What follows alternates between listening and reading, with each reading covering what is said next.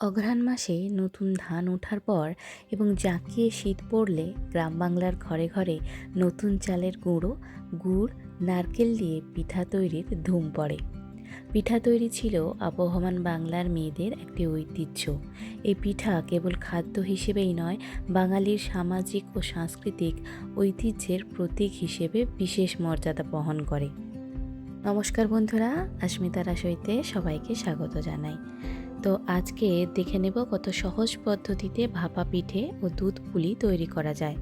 তো প্রথমে ভাপা পিঠে ও দুধ পুলি তৈরির জন্য আমাদের যে পুরটি লাগবে, তার জন্য আমি গ্যাসে 1/2 লিটার দুধ বসিয়ে দিয়েছিলাম ক্ষীর বানাবো বলে।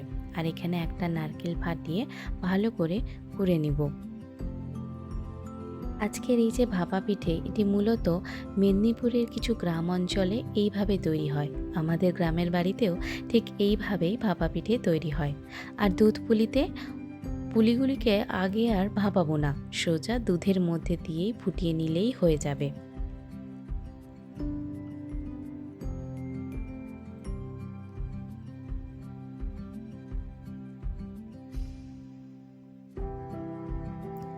তো নারকেল আমাদের কোরানো হয়ে গেছে, আর এদিকে দেখুন দুধটিও ঠিক গাঢ় হয়ে ক্ষীর হয়ে গেছে।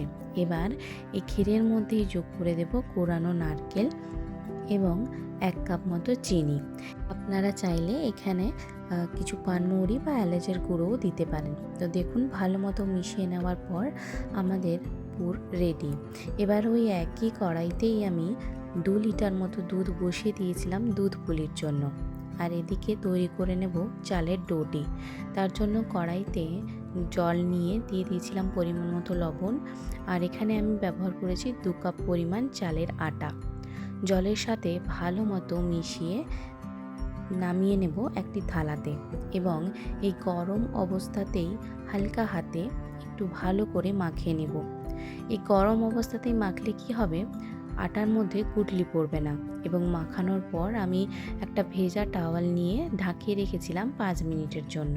তো দেখুন এখানে 5 মিনিট পর আমাদের ডোটা ঠিক একই রকমই সফট আছে।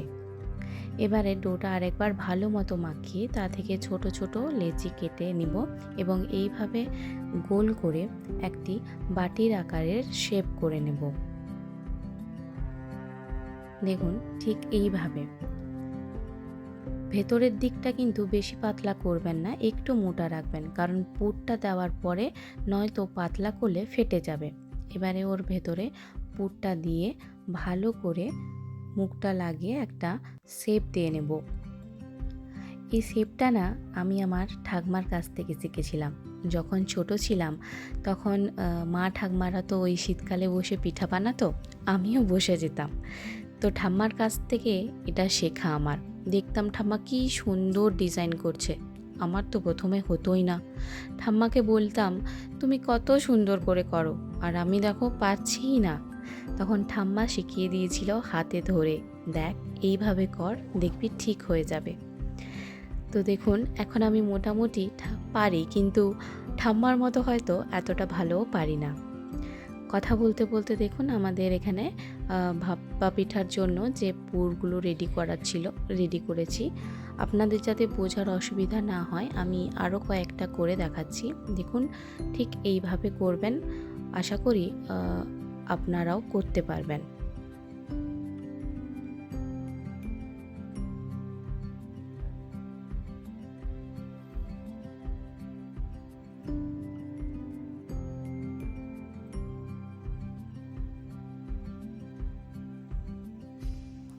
ঠিক না, এইভাবে মুড়ে মুড়ে যেতে হবে। যে দিকটা মুড়বেন ওপরের দিকটা একটু পাতলা করে টিপে আবার মুড়বেন, আবার পাতলা করে আবার মুড়বেন, দেখবেন দিলে ঠিক এই একই শেপ হয়ে যাবে।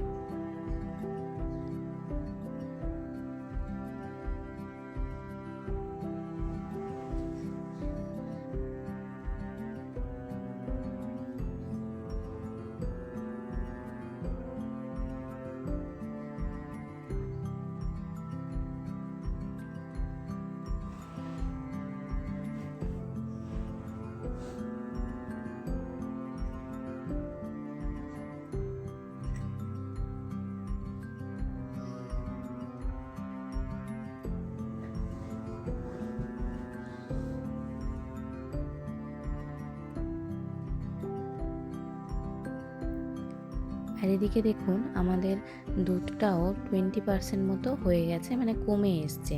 এই পর্যায়ে আমি দিয়ে দেব এখানে 2টি তেজপাতা এবং 3টি মতো এলাচ থেতো করে। এবং আমাদের পিঠাও রেডি হয়ে গেছে। এবার একে একে ওই দুধের মধ্যে আমরা সমস্ত পিঠাগুলি ছেড়ে দেব।